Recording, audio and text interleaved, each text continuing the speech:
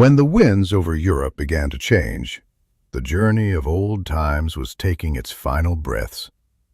Royal families still sat on their thrones, but the world was slowly slipping out of their hands. Among those families lived a king named Eldarin. He was neither too harsh nor too kind, but he knew one thing for certain: the world was changing, and if he didn't change with it, history would write his name in dust. Eldarin's kingdom was not like any single country of today. It was a time when Europe's states were small, but their ambitions were enormous. They wanted to discover new lands, new borders, new routes.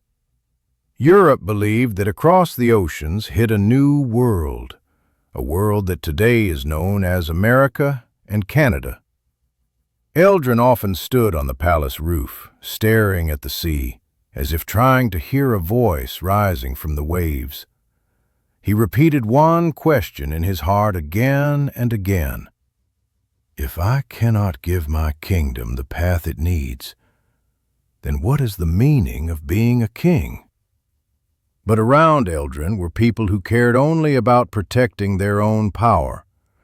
They insisted that sending men to the New World would weaken the kingdom's forces. They said a king should not take risks. But Eldarin knew one truth: the rule of many kings ends the moment they stop taking risks. One night, as moonlight washed over the sea, a decision was born in Eldarin's heart. He wanted his people to cross the ocean, to see the new world, to step onto new lands, not merely to expand the kingdom, but because when a human stays in one place too long, his mind becomes a prison.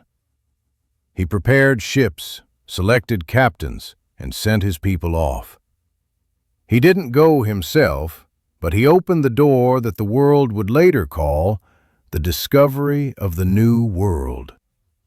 Time passed, and the lands his people saw became the earliest historical foundations of what we now call America, Canada, and many other nations. These countries would eventually become free, form their own identities, and end monarchies. But the first step taken by Eldarin was remembered forever. In his old age, an elderly captain came to meet him and said, "Your Majesty, we saw a world that once terrified our imaginations. But if you hadn't shown courage that night, today we would have been just a forgotten corner of Europe."